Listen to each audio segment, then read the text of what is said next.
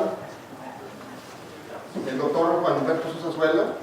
Se graduó como ingeniero en Comunicaciones y Electrónica de la Universidad de Guadalajara en el año 1981, y obtuvo los grados de maestro en Ciencias con especialidad en Ingeniería Eléctrica en el CIMESTAR en 1987, y además el doctorado por el Instituto Politécnico de Grenoble, Francia, en el 1992.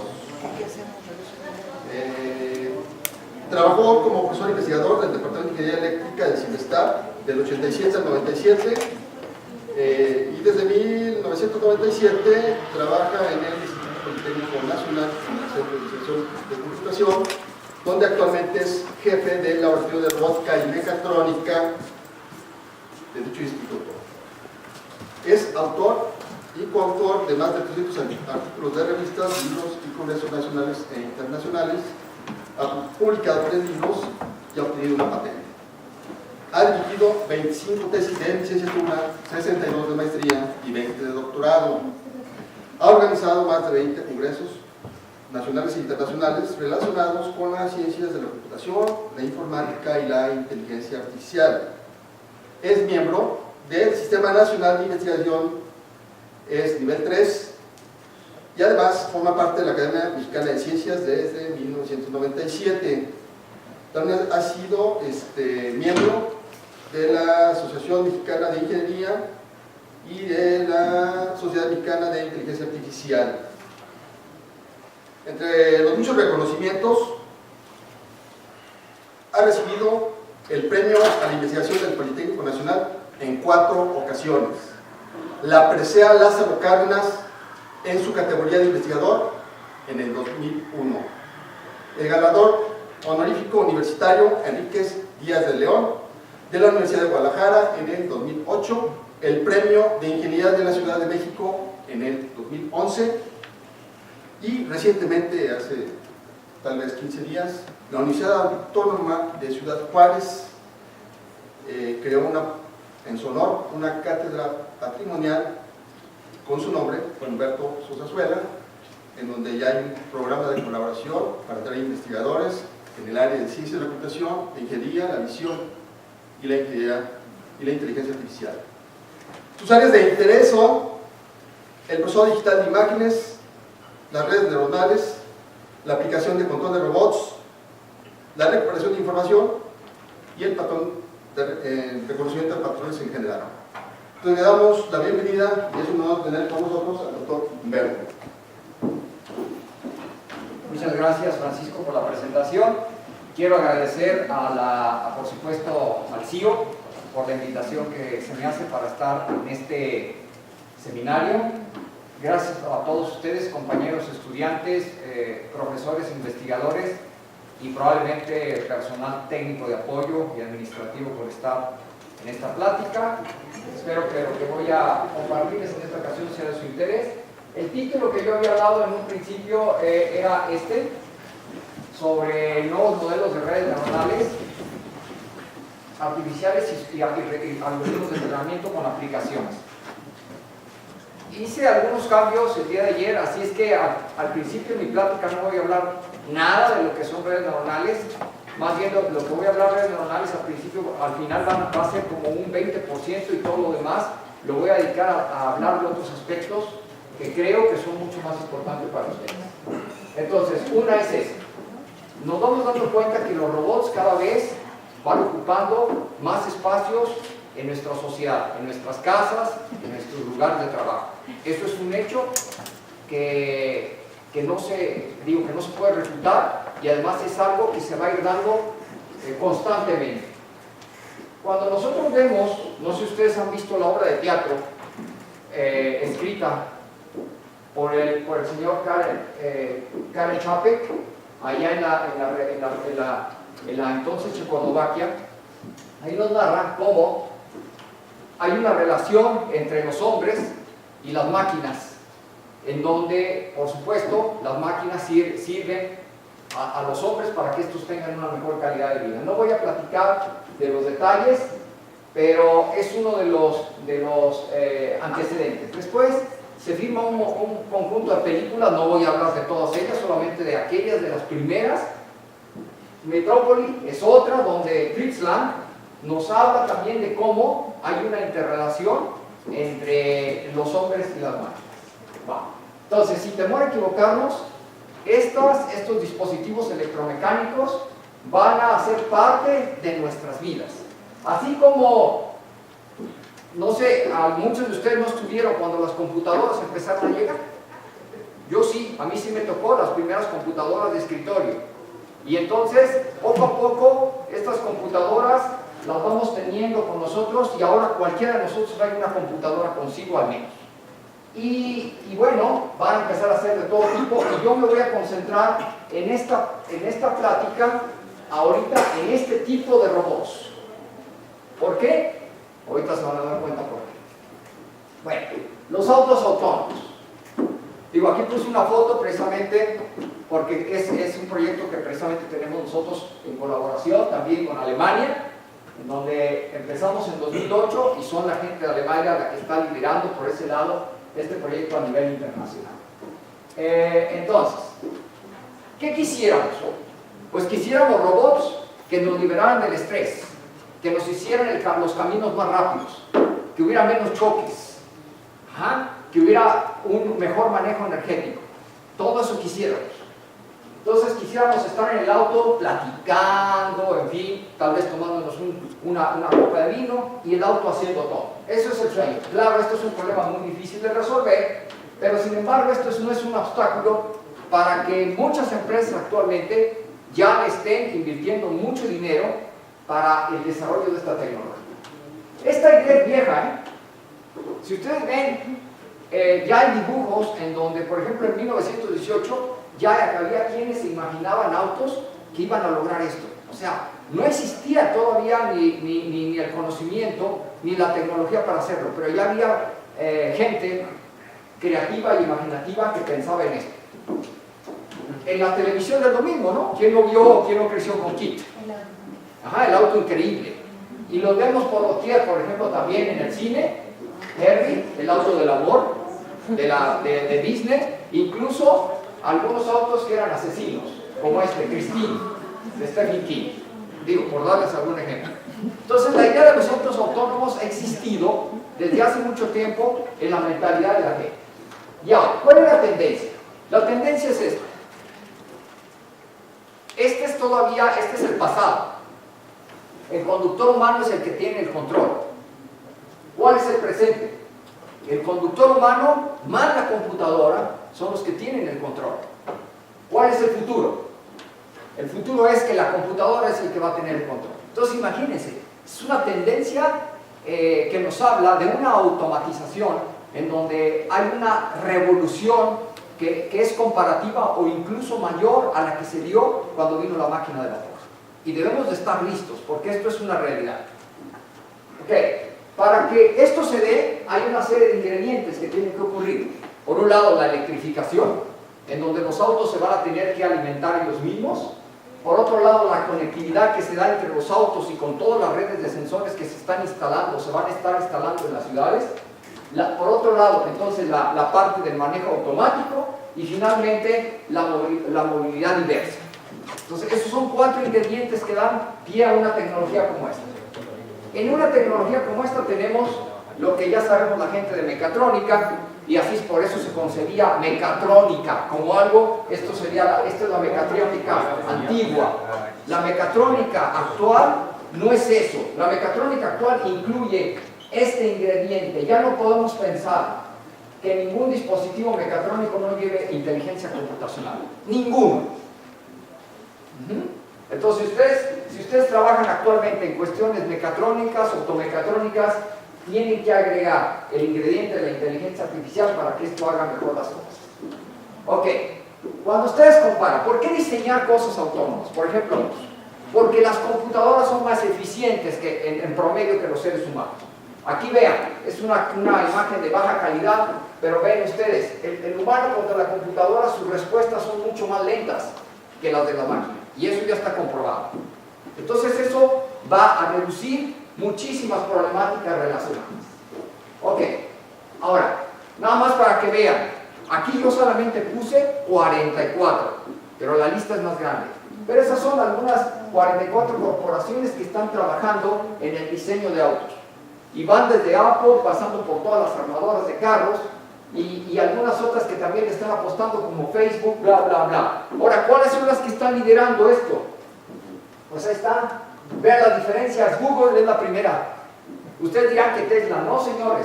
Primero es Google. Se ve que Tesla, por toda la propaganda que hizo, pero realmente quien está liderando este asunto es, vean nada más las cifras, es nada más la gente de Google.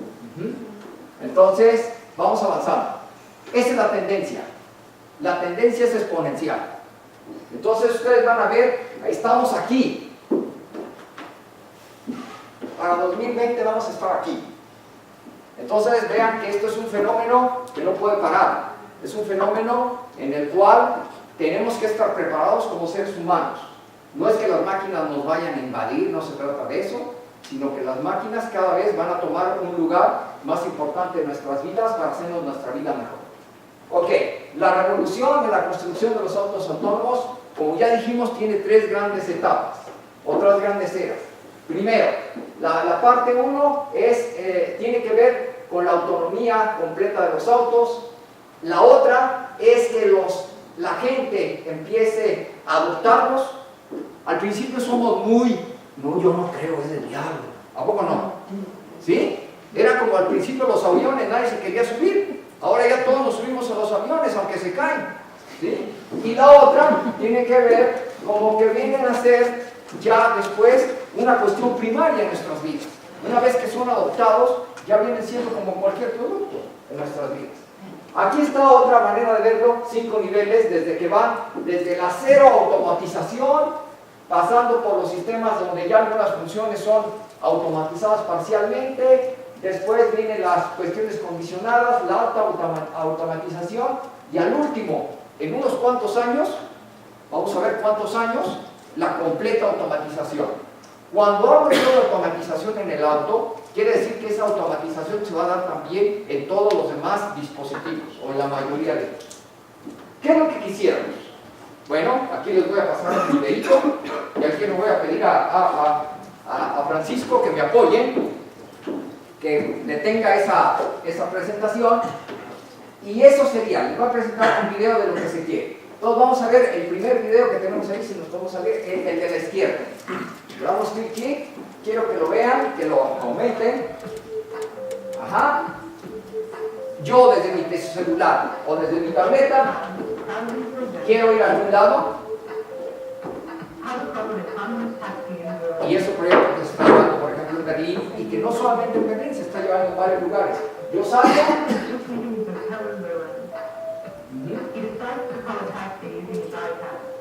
¿Están ustedes escuchando? Claro, eso es mucha propaganda, ¿no? Nomás para... Yo envío mis coordenadas de donde estoy, eso es lo que estamos haciendo actualmente con Uber, ¿no? Pero ahora ya quiero que el carro no tenga chofer. El auto ya no tiene conductor, me localiza a mí, ¿sí? Y viene hacia mí de manera autónoma.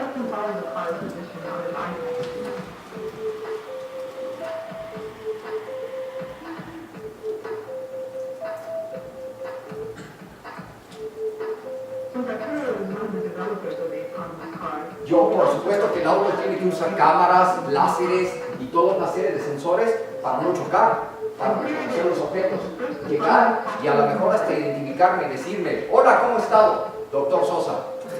¿Ah? A lo mejor ya le dije a dónde quiero ir, pero a lo mejor me pregunta: ¿a dónde quiere ir, Ole? Y el auto me lleva. ¿Sale? Paramos y regresamos a la planta.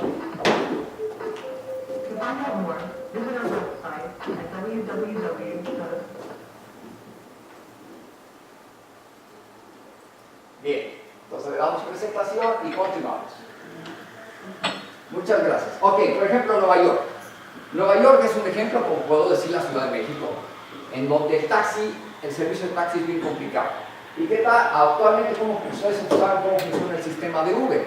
Bueno, la misma idea, pero con autos autónomos en donde yo puedo llevar a varios pasajeros, llevarlos en menos tiempo, reducir el estrés y demás.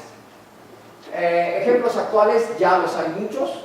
algunos que son experimentales, pero ya algunos semiautomáticos desarrollados por armadoras de autos ya de marca. ¿Qué hay en uno de esos?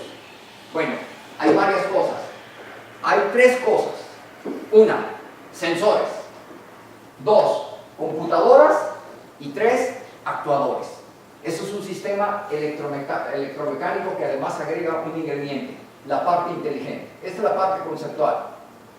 Si lo vemos de arriba, vean ustedes, hay una serie de sensores. Esta es la propuesta que hace, por ejemplo, el IEEE para el diseño de un auto como este. Este es el modelo de Audi A4.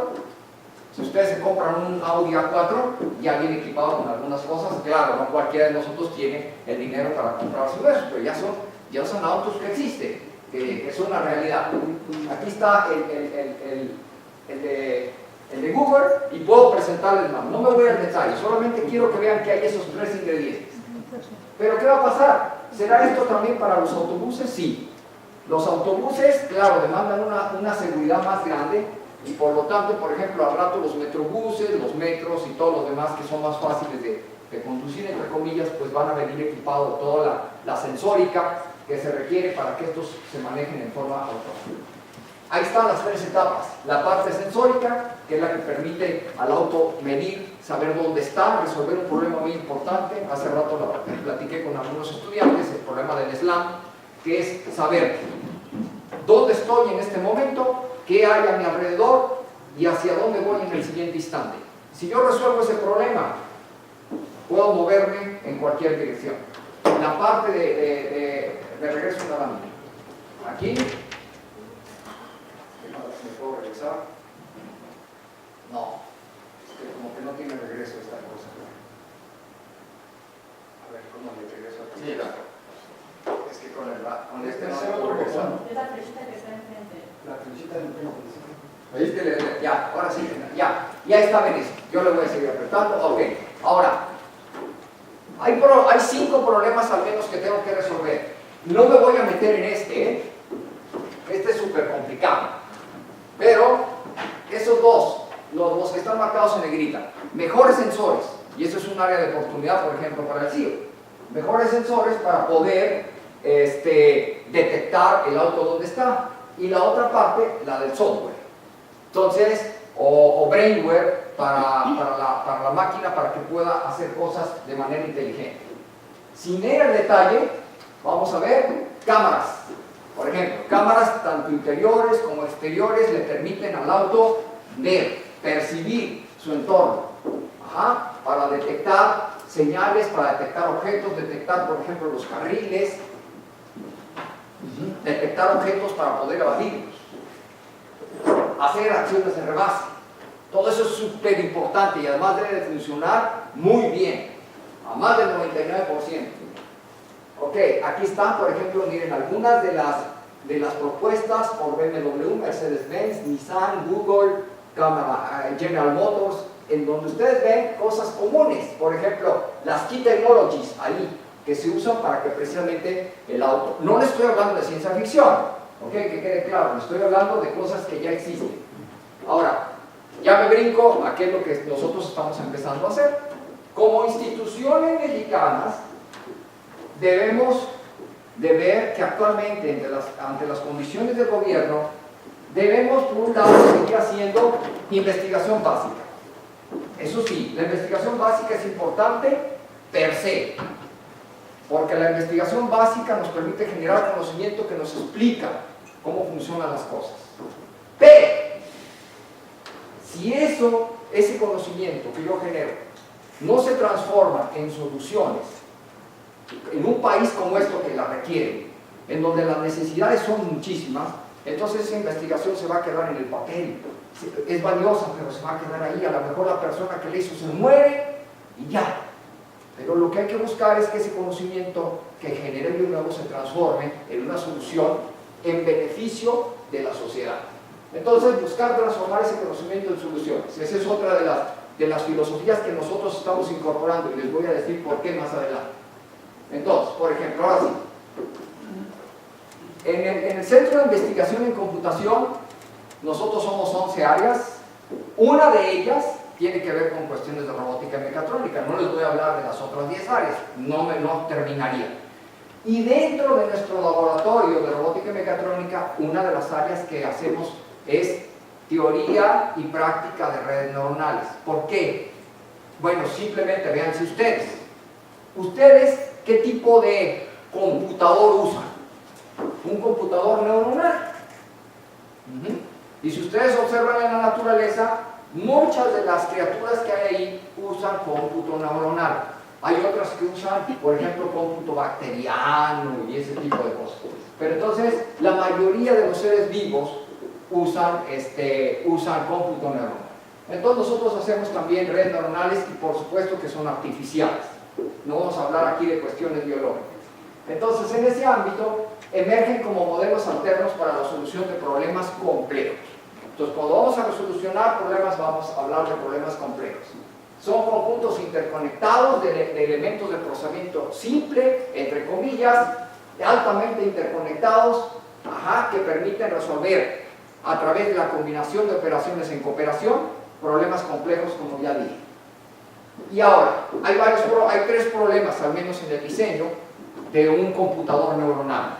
Uno, la elección del tipo de procesadores pequeñitos, o sea, lo que le llamamos los nodos o las neuronas, de primera generación, de segunda generación, de tercera generación. La arquitectura, cómo van a estar interconectados entre ellos, hacia adelante, con retroalimentaciones, de manera híbrida y demás. Y el otro es el ingrediente que me permite sintonizarlos para que hagan una tarea útil. Son los algoritmos de entrenamiento que se basan, por ejemplo, en la regla de descenso de gradiente, los no paramétricos, los de expectación máxima, los evolutivos y demás. Ok, un ejemplo que probablemente hayan trabajado con ustedes, los de primera generación. Utilizan, como se muestra ahí, un producto punto. Es una operación lineal entre una entrada y un conjunto de pesos que yo tengo que sintonizar, y el valor que sale de ahí, que es un escalar, se mete como argumento a una función no lineal que me permite dar un resultado. Entonces, eso que está ahí es un procesador. Es un procesador no lineal que ejecuta un cierto tipo de operación. Ok, ahí está eso es lo mismo, pero visto matemáticamente. Entonces, ustedes pueden ver ahí, trabajamos con esas 2 operaciones y matemáticamente estamos trabajando en esta estructura algebraica. Estamos trabajando con un anillo y 2 operaciones. Entonces, si ustedes empiezan a cambiar las operaciones aquí, van a cambiar las propiedades de operación del procesador. Ok, entonces regreso. Eso que está ahí, por ejemplo, en 2 dimensiones, genera planos que me permiten a mí dividir al espacio de operación en 2. Luego, entonces, un clasificador, por ejemplo, cuando usa una función no lineal como esa, pues es un separador tal cual del espacio de rasgos en 2. Continúo. ¿Cuáles son las limitaciones? Yo no puedo resolver ese tipo de problemas. ¿Por qué? Porque si mi regreso es un separador lineal, entonces yo no puedo, por ejemplo, separar los puntos blancos de los puntos rojos. Para poderlo hacer, tengo que combinar varios. Y entonces, por ejemplo, entonces yo ya puedo con este resolver aquel, con este resolver aquel, y ahí me equivoqué. Ahí está mal. Me falta una línea ahí. Entonces lo puedo resolver. Ok, ahora voy a ir más allá. ¿En qué estamos trabajando? Nosotros estamos trabajando en 3 líneas en redes neuronales. En perceptrones morfológicos, cambiando las operaciones, como ya les dije. En perceptrones pulso acoplados, que se aproximan más a lo que serían las neuronas biológicas, y en aprendizaje profundo, lo que se conoce ahora como Deep Learning. A lo mejor ustedes han escuchado del nombre, y que es una técnica muy socorrida y que usa nada más, por ejemplo, Facebook, para hacer todas sus transacciones, para reconocerles. Cuando ustedes suben una foto, el sistema de Facebook les reconoce la cara.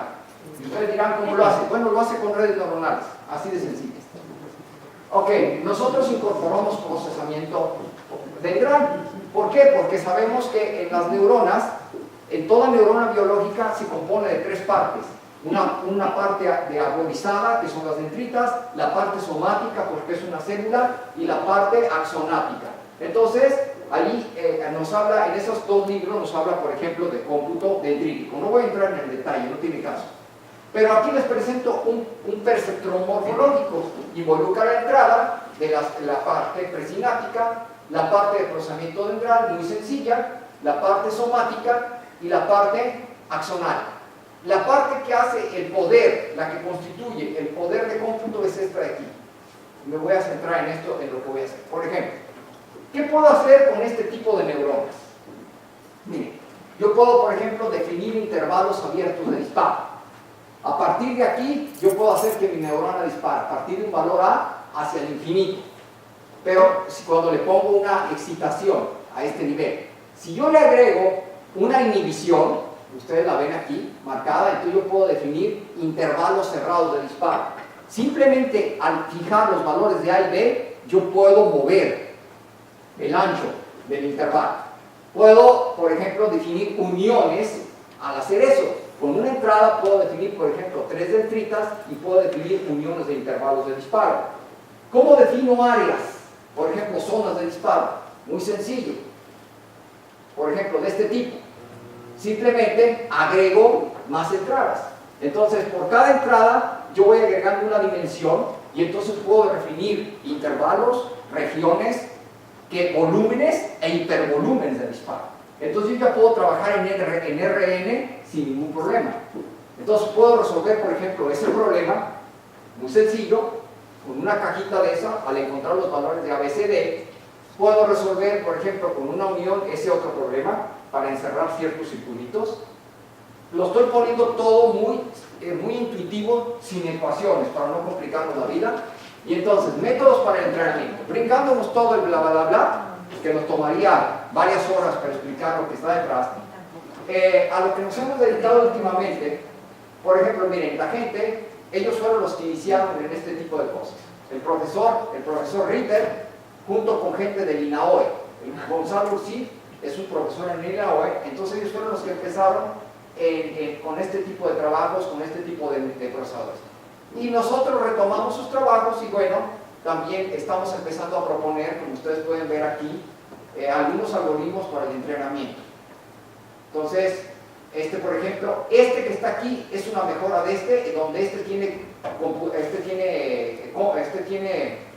complejidad exponencial y este ya tiene complejidad lineal. Avanzamos. Más métodos.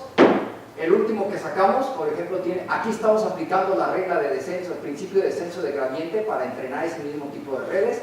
Y los últimos trabajos donde estamos haciendo, ahorita me voy a concentrar en nada más, un nuevo modelo de neurona de tipo elipsoidal y su algoritmo de entrenamiento.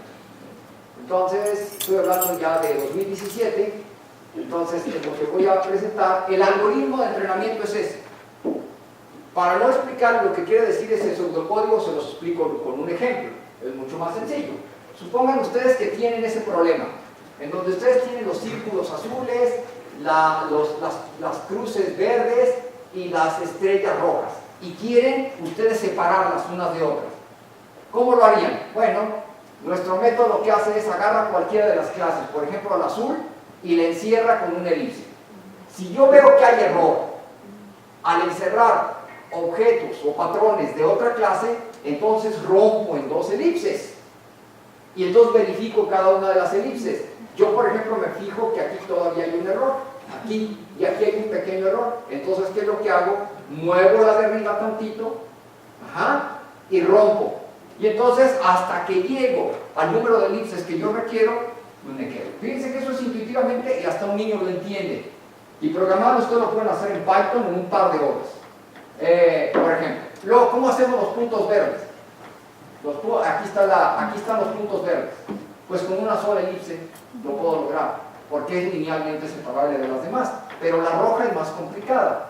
La roja primero empiezo a encerrar, como tengo error, divido en dos, y así, hasta que llego a una solución. Al final, me queda mi solución de cierre.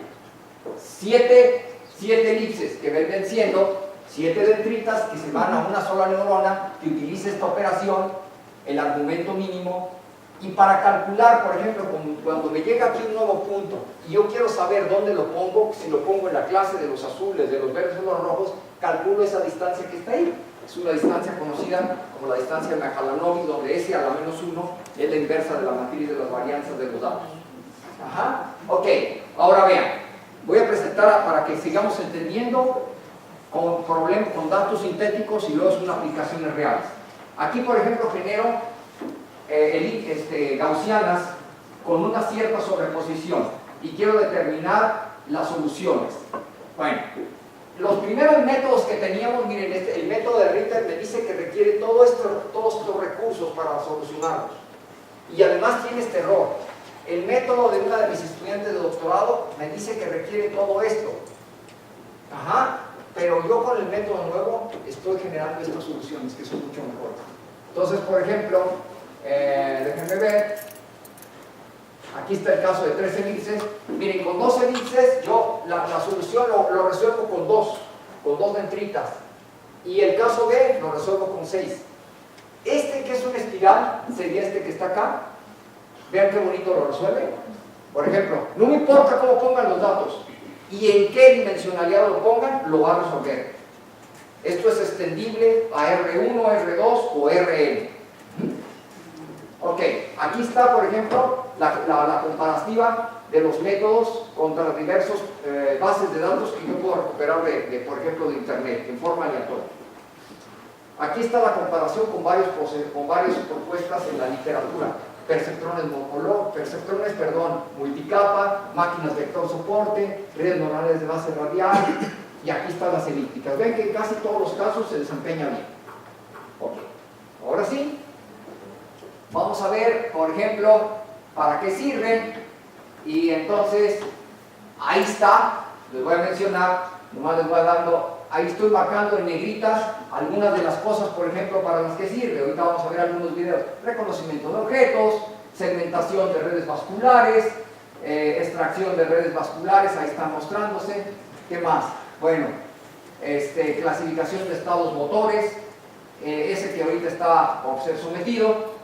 Y bueno, nos pasamos a otro video. Entonces, vamos a ver, por ejemplo, vamos a ver ese de ahí. Ahí lo que vamos a hacer, estamos circulando en el periférico. Muy difícil. Y está marcando en verde y en azul el carril izquierdo y el carril derecho. En línea. ¿Ok? Esa es una solución en línea. Por supuesto que no estamos dejando que el auto navegue solo. Miren, ahí va a tener un error. ¡Pum! ¿Lo vieron? Ahí marcó el carro.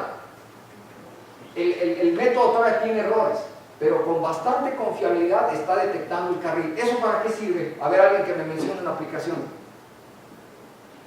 Los autos autónomos. Los autos autónomos. Para que el auto se maneje solo. Ahora que pasamos a otro video.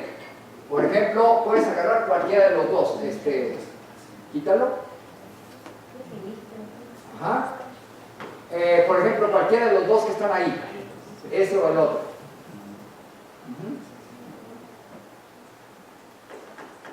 Ahí está marcando este y este de acá, y entonces me sirve igual. Todo esto es ahorita con videos y tenemos que demostrarlo exhaustivamente y detectar dónde están los falsos positivos y todo eso para ver que no falla. ¿Lo paramos? Ahora, ¿qué sí estamos haciendo con autos? Porque uno me va a decir, bueno, ¿qué estamos haciendo con autos de veras? Bueno, un auto, vamos a ver, por ejemplo, este que está aquí. Eso ya es como un auto. Un auto de mentiritas, es un auto de juguete, pero vean, por ejemplo, prueba de estacionado. Muy importante.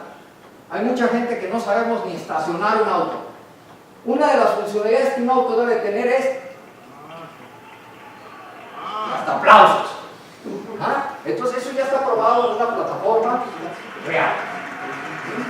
Quitamos ese y ahora ese. Por ejemplo, ese es un auto. Supongan que ese es un auto. Ahí lo que pasa es que nos faltó el auto, pero queremos seguirlo. Este va a simular que es un auto, lo va a seguir. Lo va siguiendo, lo va siguiendo. Cuando este se detenga, entonces este lo va a rebasar por aquí sin salirse de su carril y va a regresar. ¿Qué está usando este auto? Está usando esta cámara y este LIDAR. Aquí hay un LIDAR que constantemente está monitoreando a su alrededor y haciendo una reconstrucción 3D. Ahí se debe detener, detecta que por un momento está así, y lo debe de rebasar, ahí sigue detectando. No crean que está trucado, nada. No, ahí está haciendo una detección en tiempo real y se está incorporando. ¿Y entonces qué sigue? Pues sí. ¿Ah? Entonces, esas son cosas que estamos haciendo. Nos regresamos a la presentación.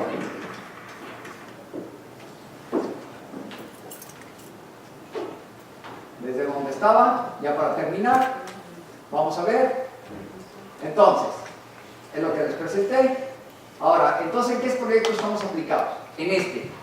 Entonces, estamos trabajando en el proyecto, es un proyecto que tiene que ver con el desarrollo de un vehículo autónomo para el campus Zacatenco de Poli para llevar a los estudiantes de aquí a allá, igual como lo están haciendo otras empresas como Mercedes-Benz. Estamos trabajando, por supuesto, ahorita con estos prototipos. ¿Cómo obtuvimos estos prototipos? A través de un politécnico, el profesor Raúl Ramos González, del cual ustedes probablemente ya hayan oído hablar, líder en la Universidad Libre de Berlín, y el gobierno alemán nos está donando plataformas experimentales de este tipo para que podamos probar nuestros algoritmos de visión. Entonces, ¿qué estamos haciendo también? Prototipos de robots cargadores. Esa es una labor muy cansada y que quisiéramos pues que yo le dijera con comandos de voz al robot que cargara y llevara objetos para acá y para allá. Otra, con prototipos de software. No crean que los robots solamente son de metal.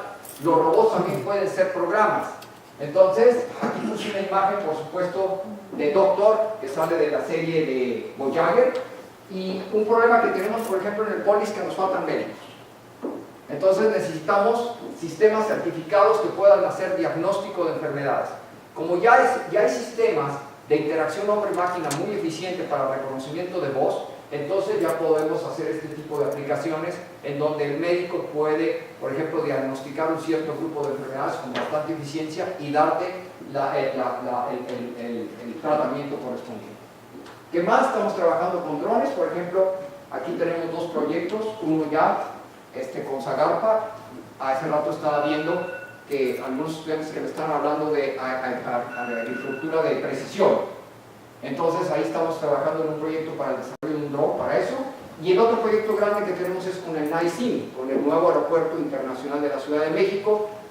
Es un proyecto que se tiene a 50 años, donde el Instituto Politécnico Nacional, según la condicionante 10 para la construcción del nuevo aeropuerto, dice que una institución de educación es la que supervisa la construcción en materia ambiental del nuevo aeropuerto. Entonces el instituto tiene esa consigna y nosotros por un periodo de 50 años debemos de estar diseñando proyectos ahí que coadyuven a la buena realización del aeropuerto, en donde por cierto pues hay involucrados algo así como 156.000 millones. Es mucho dinero. Y entonces pues hay que hacer todo esto. ¿Qué más? Ahí están algunos de los retos que se nos dan. Son muchos retos. ¿Cuál es el otro? Sabemos, las ciudades del futuro son así, son inteligentes, en donde las ciudades se centran en el usuario. ¿Quién es el usuario? Yo. Entonces la ciudad me debe reconocer, debe de saber dónde estoy. El nuevo aeropuerto se va a concebir así. Yo llego, la cámara me reconoce y me dice bienvenido Humberto. Y me debe de enviar un robot que me diga, ¿quieres que te lleve a tu puerta de embarque o quieres ir a una cafetería? Imagínense que bien. Ya no ando ahí como loco, buscando las cosas. ¿Sí? Eso se llama robótica de servicio. Otro proyecto que estamos trabajando junto con la Agencia Espacial Mexicana es el desarrollo de un rover, no para que funcione en Marte. Nosotros, México, no tiene el dinero para invertir en un proyecto de esa magnitud, pero sí para diseñar robots exploradores que funcionen en grutas, en minas y demás, que tengan las mismas capacidades que esto, pero no las mismas materiales que se usarían en el planeta Marte, pero por lo demás sería lo mismo. Una vez que ustedes sueltan al robot, el robot debe de ser capaz de vivir por sí mismo 6 meses, 6 años, no sé. Por ejemplo, uno de los rovers en el planeta Marte logró sobrevivir solito 6 años, hasta que se quedó atascado ahí, una de las llantas se le quedó atascada y ya no pudo. Entonces, ¿qué es lo que pasó? Que Como se quedó atascado, simplemente ahí funciona como estación fija y puede seguir haciendo sus funciones. O sea, imagínense lo que involucra ese proyecto. Y una de las partes importantísimas es la parte de la navegación autónoma. Regresamos a esto. La manipulación inteligente de objetos. Aquí en este proyecto tengo, por ejemplo, hay 3 estudiantes de doctorado por el momento involucrados. Y casi acabamos. Comentarios. Todos estos proyectos forman parte del proyecto I, que se llama Sistemas Inteligentes y Tecnologías Habilitadoras, y IPN Campus Smart City, diseño de modelos de ciudad inteligente para el desarrollo sustentable del país. Ahí ya están algunos de los proyectos. Vean que todos estos proyectos son de gobierno. Y ya termino. ¿Cuál es el problema? Que ya no hay dinero. Eso es una realidad. A mí me van últimos 6 proyectos que he metido, últimos 6 proyectos que me han rechazado. No hay dinero. Estudiantes, no hay dinero. Colegas investigadores, se acabó. Esa piñata se acabó. Hay que buscar en otro lado. Entonces, tenemos que buscar proyectos, hacer un esfuerzo por buscar proyectos vinculados para poder transformar, como les dije al principio, el conocimiento nuevo que generamos en soluciones para resolver los problemas de nuestro país. Es claro que si queremos conquistar, voy para los estudiantes, que si queremos conquistar lo que tenemos cerca, la Luna, por ejemplo, después el planeta, como país debemos de meternos en esa carrera. Debemos de pensar que los mexicanos no nos vamos a quedar aquí. Tenemos que pensar en establecer colonias allá. Debemos de unirnos. Si queremos hacerlo aquí y después queremos ir poco a poco en nuestro sistema solar, ¿y por qué no? ¿Por qué no?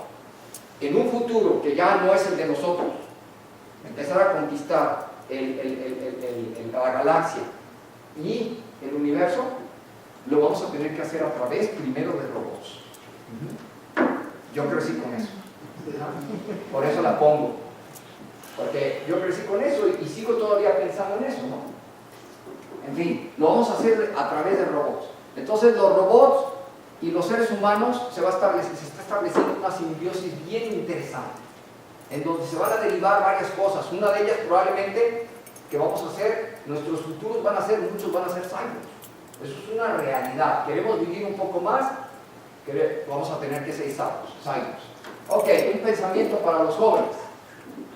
Ahí está, inspirado de la serie de Star Trek. O sea, nunca dejes, fíjate, de buscar aquello que te parece imposible, nunca, o inalcanzable. Tarde o temprano, si lo quieres, lo lograrás, lo alcanzarás. ¿Vale? Muchas gracias.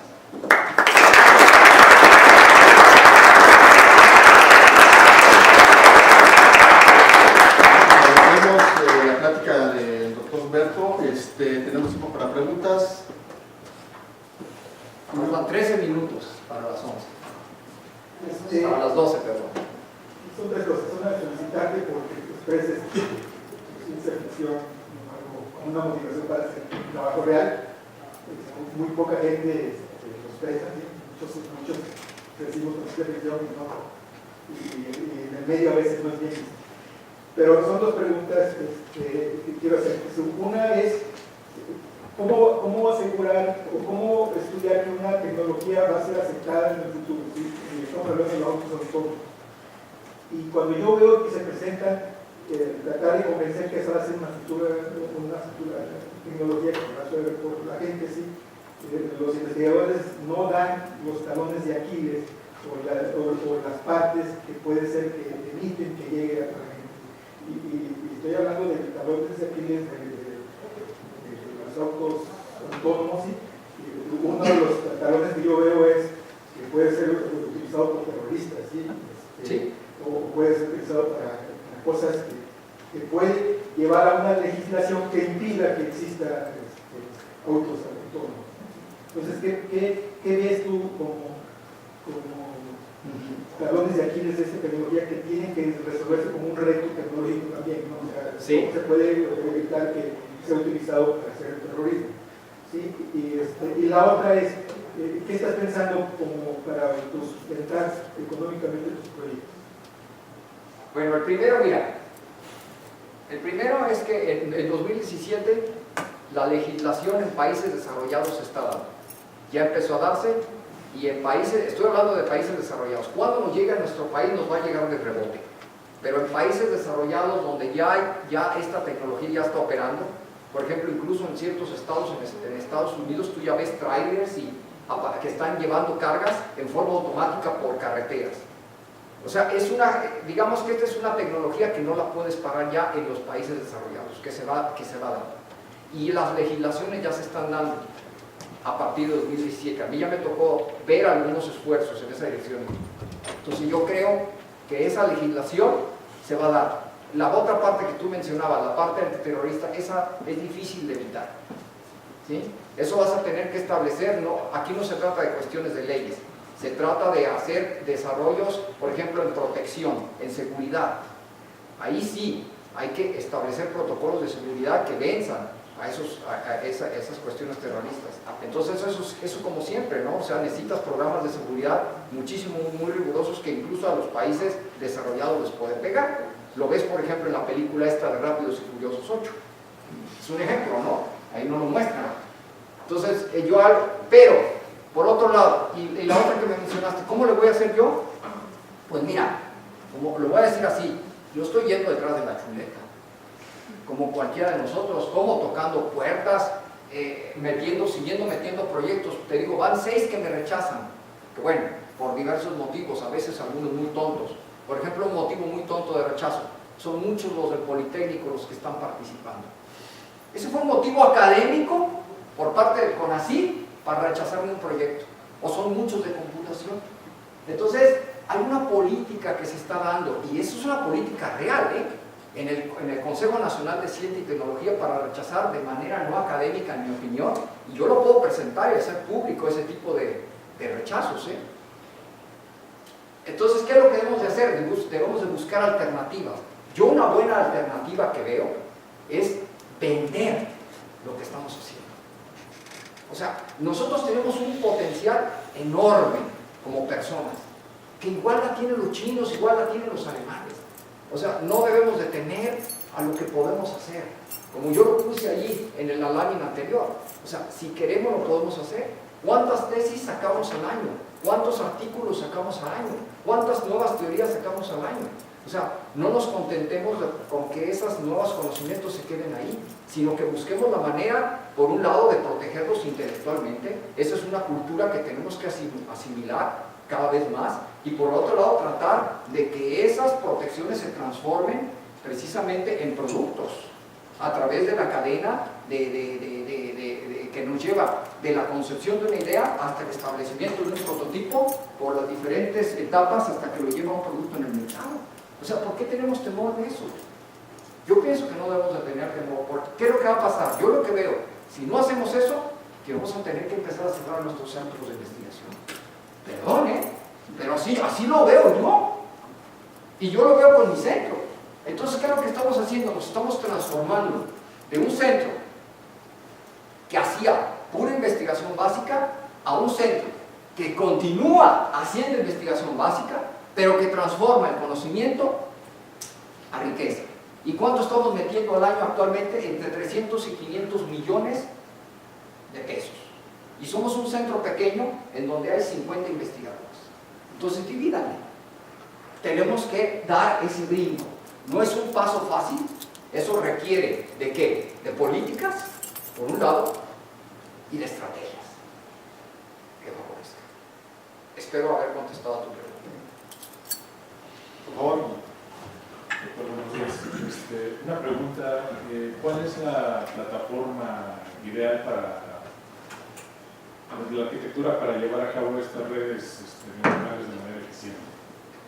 ¿Plataforma en qué sentido? Computacional, o sea, eso se necesita llevar a cabo en... Ahorita nosotros tenemos plataformas o cuestiones que operan en computadoras secuenciales, pero cuando trabajas en cómputo, por ejemplo en cómputo profundo, ya no te funcionan ahí. ¿Por qué? Porque necesitas entrenar muchos millones de pesos sinápticos. Estoy hablando de 50, 100 millones de pesos sinápticos que necesitas entrenarlos de ida y venida. Entonces, ¿qué es lo que haces? Haces implementaciones en computadoras paralelas. Entonces, ¿qué es lo que haces? Compras tarjetas gráficas y las las conectas y los estudiantes aprenden ya hay muchas, por ejemplo, plataformas actualmente y están saliendo, todos los días están saliendo plataformas nuevas de programación en paralelo. Entonces, ¿qué es lo que estamos haciendo? Está habiendo un cambio tecnológico en el cual, dentro de poco, imagínense, si ya tenemos a las computadoras cuánticas a la vuelta de la esquina, ¿eh? Entonces, imagínense cuando ya podamos utilizar, y podamos aquí, por ejemplo, ustedes en el CIO, comprar computadoras cuánticas que les van a permitir reducir la complejidad del problema que llevaba 800.000 años a reducirse a unas cuantas horas, debemos estar listos para asimilar esas nuevas tecnologías y saber programar, no solamente que nos lleguen y las usemos para atorar puertas, ¿no?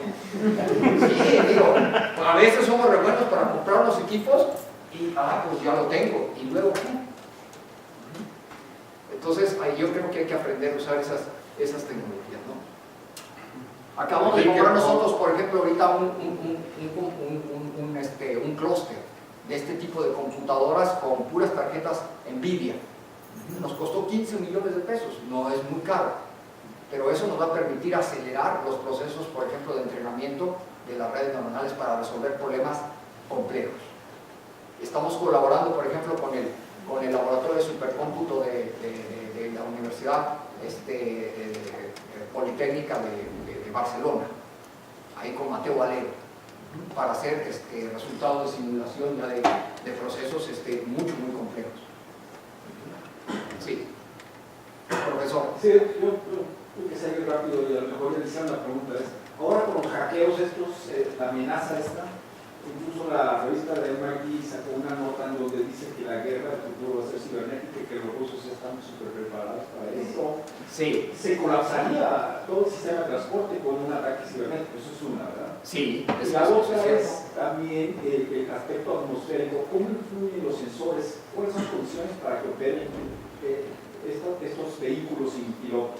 O sea, ¿hay condiciones atmosféricas en las cuales no pueden operar? Sí, ese es uno de los, precisamente, de los problemas que se mencionan. Aquí no tuve tiempo de personarlo, pero visto de otra manera, uno de los problemas que apenas se está resolviendo es ese. ¿Cómo vas a hacer que tu vehículo funcione, por ejemplo, cuando haya condiciones de nieve? En condiciones de nieve es lo más difícil. ¿Por qué? Porque desaparece casi todo. ¿Sí? Desaparece casi todo. No tienes carriles, no tienes aquello, y sin embargo tienes que evitar chocar. Entonces, ese es uno de los problemas que se marca como un signo de interrogación y que todavía se le está dando solución. Entonces, no crean que esta es una tecnología que ya se está estableciendo hoy o mañana. No. Si ven la estadística, ahí tal vez no sé si la vieron ustedes, más o menos es para 2040, para el año 2040, cuando ya esta tecnología va a estar establecida en países desarrollados. ¿Cuándo va a estar en México? Pues yo creo que un poco después. O sea, si no le entramos a esto, pues vamos a seguir manejando así, y con bicicletas. Mientras que en otros países los autos van a andar Entonces tenemos, o nos ponemos las pilas, o no nos ponemos las pilas. Ahora, esta parte del hackeo, pues esta parte yo creo que es una parte donde aquí los gobiernos van a tener que invertir mucho para tratar de llevarles un paso adelante a esta gente. O sea, aquí es una carrera también de hombre contra hombre, a ver quién es más listo y quién le mete más lana, ¿no? Para poder hackear o poder contrahackear. Digamos que, ¿cómo le hago? A ver, ya no hackees. No le puedo contestar correctamente las cosas. Pueden ser terribles. ¿Sí? Yo creo que al final siempre los autos van a tener, como lo vemos incluso hasta en las películas, un modo manual, en donde le dicen a la computadora, quítate la parte automática y dame el control manual. Esa es una manera, ¿no? Dame el control manual, al final. Pero eso solamente en condiciones extremas, ¿no? Bueno, el tema de la movilidad ya no se puede analizar como un tema aislado. O sea, ya no, hablar de un auto autónomo por sí mismo es interesante, pero ya no funciona. Porque la concepción de ver el auto como algo que no está conectado al contexto, pues no es realista, ¿no? No sé si ustedes, dentro de los proyectos que están desarrollando actualmente, han estado trabajando en algoritmos de tráfico inteligente, y si esos proyectos permiten la colaboración con las ciudades, con los gobiernos o las entidades responsables, para utilizar todo lo que hacen ustedes de inteligencia artificial como medios de aprendizaje para optimizar el tráfico en las ciudades, que es un tema que tiende a empeorar, independiente de que haya autos autónomos o no. Es un tema que no es ese es un tema global, que Sí. nos está afectando a todos. Sí. Entonces no sé si lo han visto de manera general, lo han analizado y lo han explorado dentro de su proyecto. Mira, no lo hemos visto, lo estamos viendo. ¿Por qué? Porque no es un problema que esté definido como tú bien lo dices. Y uno de los esfuerzos que estamos haciendo, estamos creando una red temática de CONACYT en materia de ciudades inteligentes. Yo soy el que está proponiendo. Ajá. Y entonces ahí estamos reuniendo, fíjate, nada más para que te des cuenta, computólogos, ajá, sociólogos, psicólogos, ajá, médicos, ambientalistas, gente que trabaja en energía, de todos los ámbitos. Es una red como no hay otras. Tú puedes imaginar redes especializadas, por ejemplo en astronomía, pero si te imaginas en una, como tú bien lo dijiste, en una que tenga que ver con ciudades, tienes que ver todos los aspectos que tiene una ciudad. Entonces necesitas a gente que sepa de todo, hasta abogados, ¿no? Para poder legislar, para poder cuestionar, sociólogos para plantear las cuestiones éticas que se van a dar ahí. Un robot va a tener que decidir. Por ejemplo, un auto va a tener que decidir, ¿atropello a este que está aquí o choco acá? Para nosotros es lógico, que es lo que haríamos, ¿no? Pero para el auto, o por ejemplo un robot policía, ¿este cuate está robando aquí o están matando a este acá? ¿Qué hago? ¿Detengo al que está robando o al que está matando? Tiene que decidir. Entonces ya son cuestiones éticas que cómo las modelamos matemáticamente.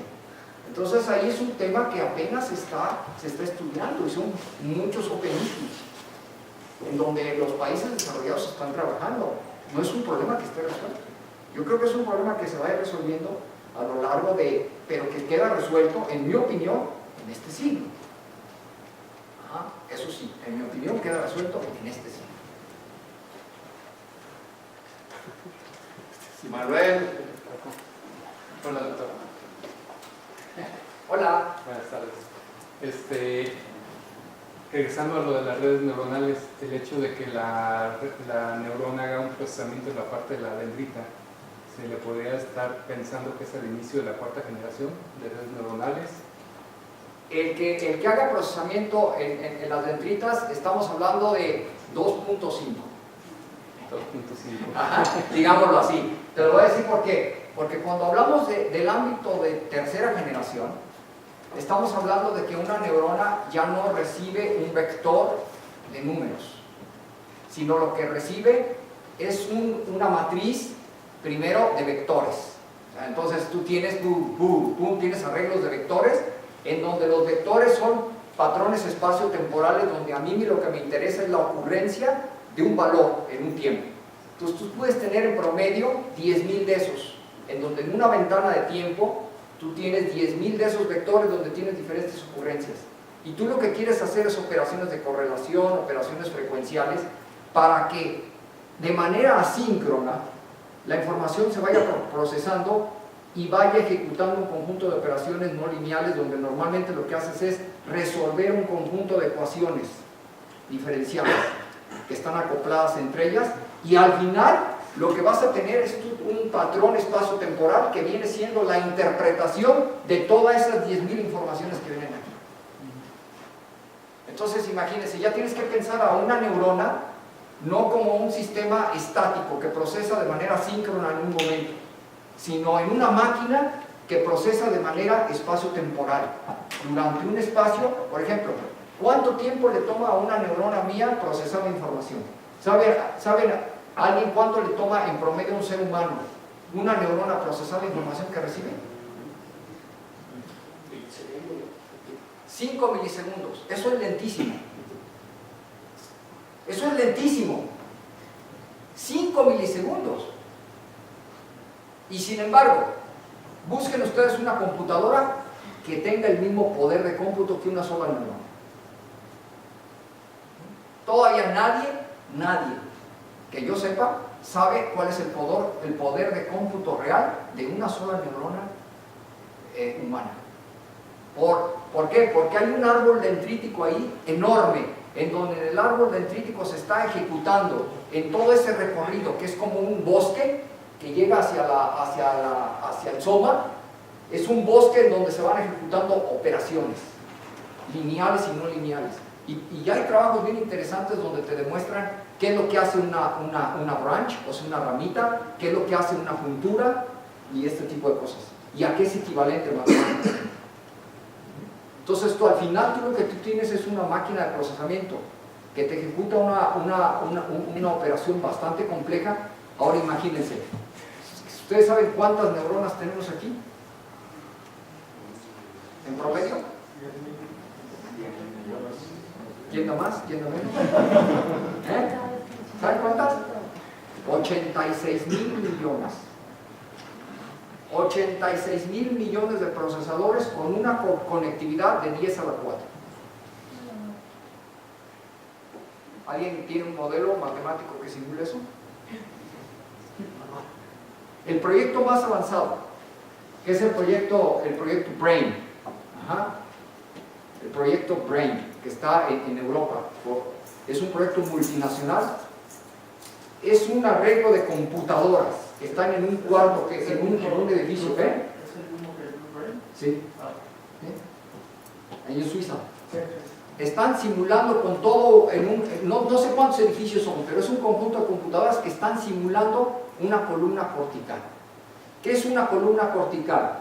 Se dice actualmente que una columna cortical es la unidad mínima de procesamiento para resolver problemas realmente complejos en el cerebro. ¿Y cómo se da? Si ustedes agarran su sábana que está aquí, ¿verdad? La corteza, y les tienden como una sabanota y pinchan en cualquier lado, ahí se van a encontrar con una altura un poquito más de un milímetro.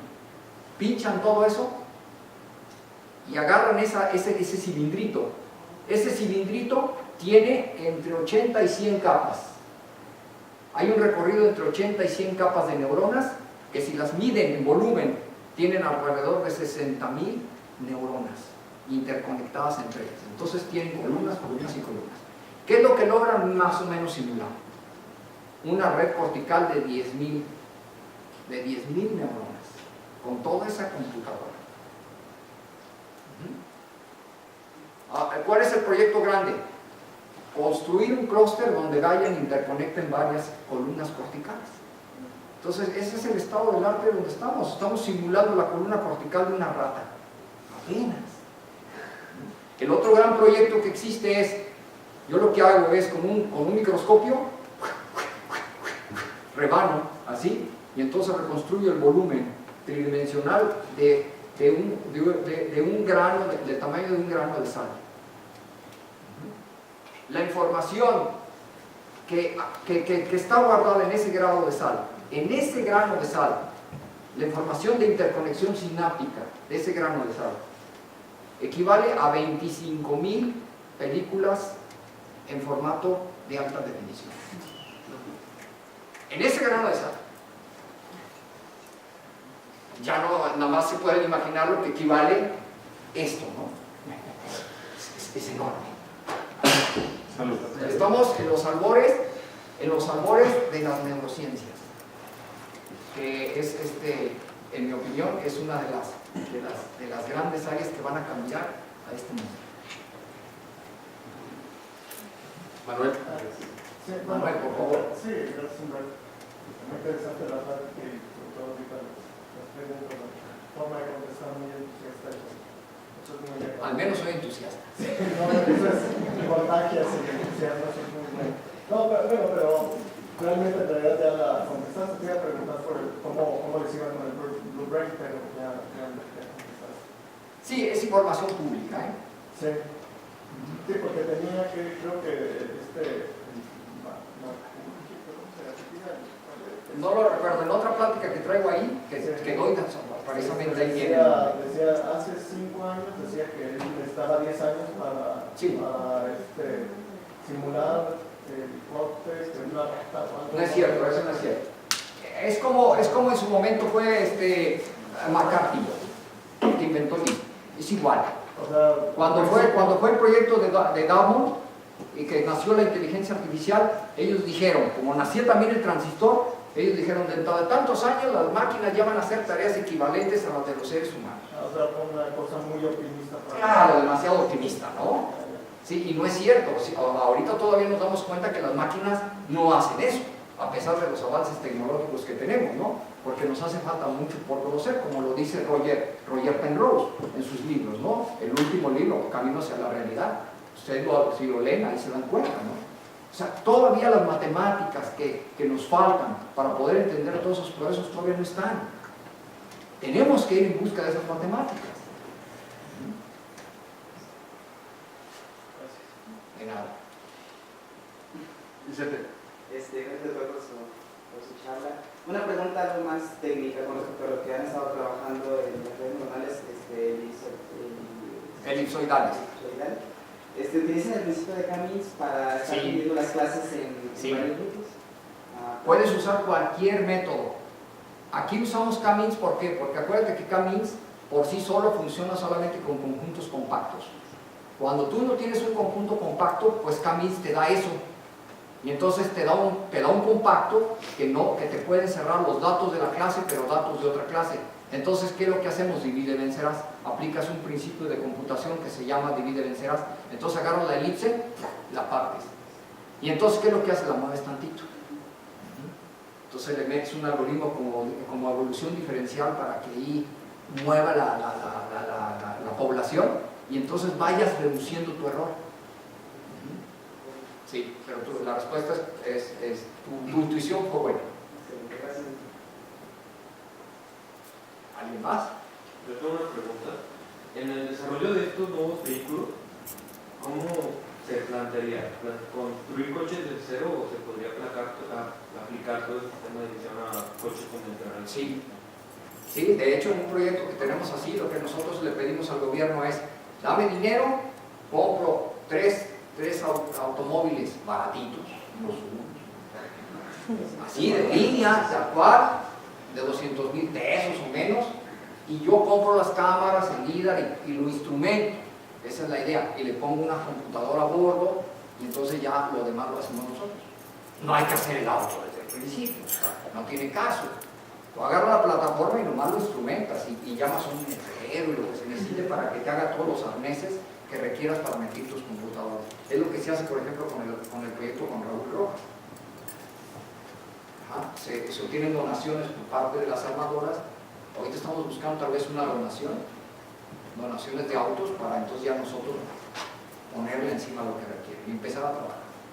Pero lo que sí digo es que no hay que detenerse, hay que entrar. Mi opinión es que hay que subirse al tren, porque si no nos va a ocurrir lo que nos ha ocurrido desde hace muchos años. México en su momento siendo líder a nivel mundial espacial, ustedes revisen, en su momento nosotros éramos líderes a nivel mundial en materia espacial, volábamos cohetes. ¿Y qué decidimos?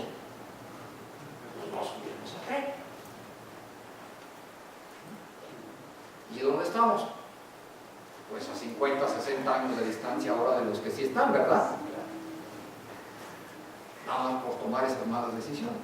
O por desaparecer, por ejemplo, organismos o instituciones que en su momento servían y que simplemente por decreto, ¡pum!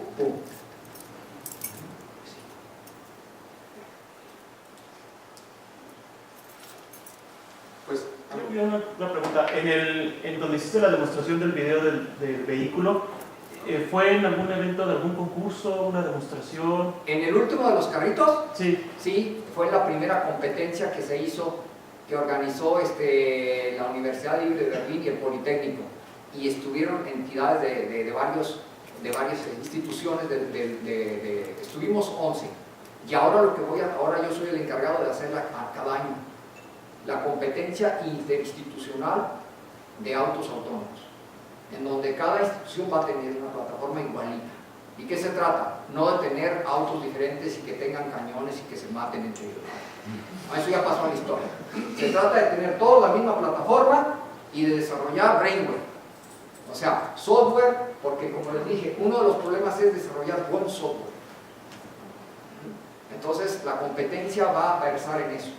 en desarrollar buenos algoritmos de medición y de quién sabe qué, de control, para que se logre el control ante diferentes. Por ejemplo, aquí fueron cinco competencias distintas. Una de ellas el estacionado. La que se va a agregar es, por ejemplo, cruce de semáforos. La más difícil es vuelta a la izquierda. Ese es un reto. Vuelta a la izquierda. Yo, por ejemplo, acabo de ver un artículo en un Transactions, el de Vehicular Technology. El artículo se llama Teaching a Car to Turn Left. ¿A poco no es una bronca dar vuelta a la izquierda? Claro que sí. En Puebla cancelaron todas las vueltas a la izquierda. Por lo mismo, ¿no? Sí. Es un problema. Aquí hay la mayoría. Bueno, no sé, otra pregunta más, sino para agradecer el entusiasmo de la plática del doctor con un reconocimiento.